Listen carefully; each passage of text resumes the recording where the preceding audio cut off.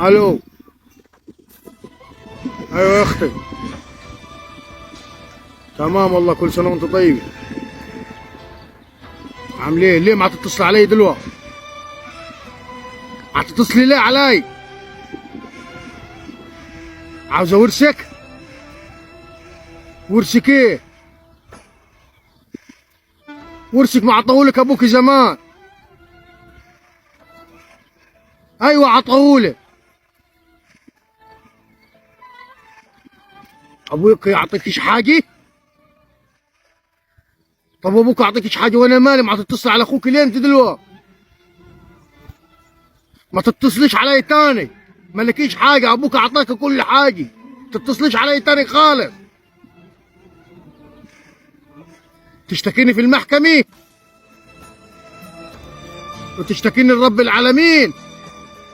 مطرح ما عاوز تشتكيني تشتكيني، انت مالكيش حاجه، انت ماضي، ماضيه وموقعه على الورق كله.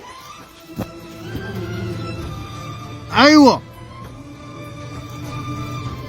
ايوه ماضيه، انت موقعه على الورق. ما ماضياش ولا حاجه، بس هو بالعانى احنا عم نخوفوها عشان ما تاخدش الارض. ايوه معاكي، ده الشبكه مع تروح وتيجي. انت ماضيه وانا معايا العقد في البيت، ماضيه على كل حاجه. انت ما رضيتيش على حاجه. ابوك قبل ما يموت قال لي اختك خدت ورثها كله، خدت حقها. ايوه. امال حته الارض الغربيه دي والبيت اللي ساكنه فيه. ايوه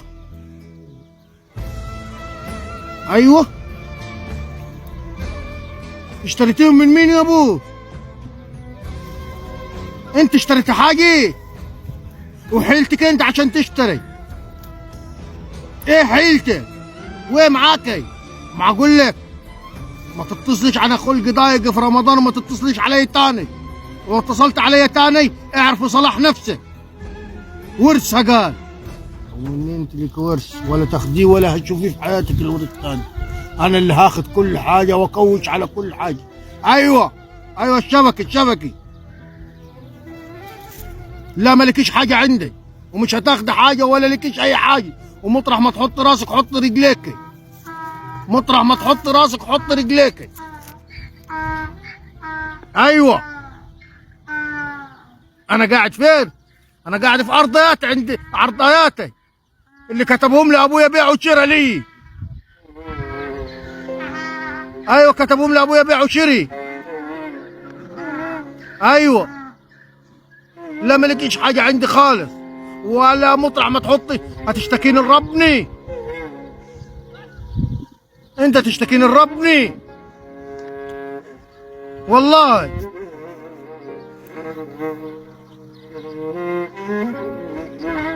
وهتشتكيني ترفع علي قضيه في المحكمه.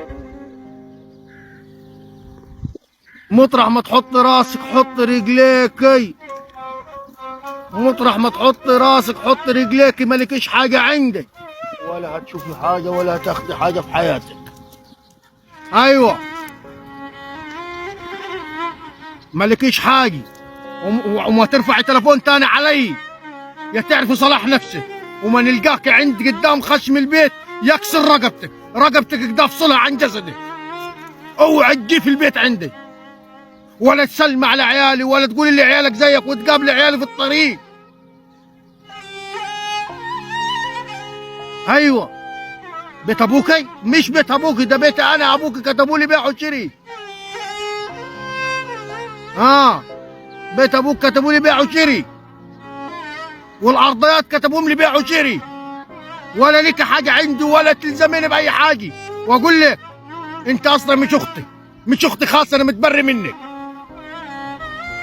مش معاك راجل؟ ايوه ماشي. ايوه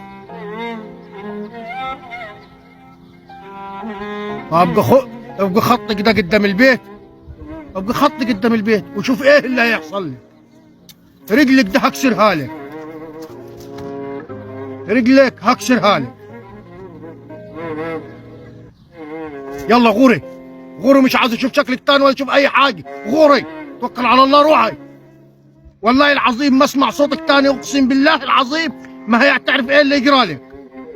ويكش نقابل عيل من عيالك في الشارع، ويكش فيهم يقول لي يا خال، ولا يقول ليش اي حاجه، ولا كانه يعرفني، ولا كانه عيل من عيالي. ولا عيل يقول لي هات جنيه، ولا عيل يقول لي هات حته يا اجيب لبس يا خال، ولا اجيب اي حاجه ولا حاجه. كانك ما تعرفينيش خالص. هذه مع ننبه عليك وايمانات المسلمين وايمانات المسلمين تاني، ما نشوف حد فيهم في الشارع يا تعرف يصلح نفسه، ولا حدش يلعب عيل مع عيالي، ولا حدش يجي يقول لي اي حاجه. يلا غوري مع السلامه، غوري، وحتى مع السلامه مش هدالك. غوري يلا مع السلامه، غوري. ورث قال ورث اللي تاخده ده كتبهم لي ابويا بيع وشري. ده انا مضيت ابويا هو ميت، مضيته على الورق اني.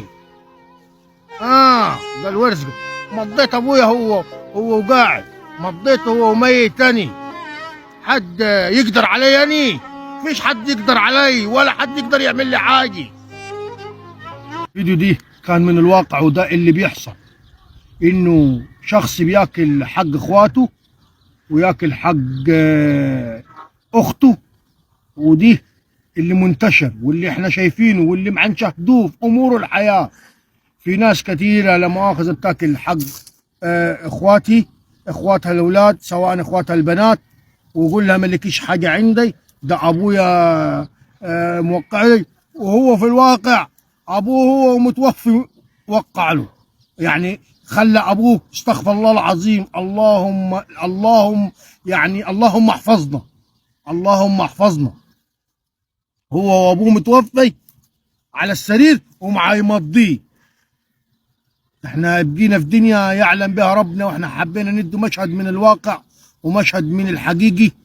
فده كانت حلقتنا اليوم في رمضان، ومسلسلني رمضان يجمعني، وكان ده مسلسل رمضان، وحبيت اديكم حاجة من الواقع. وتحياتي ليكم، وكل سنة وانتم طيبين.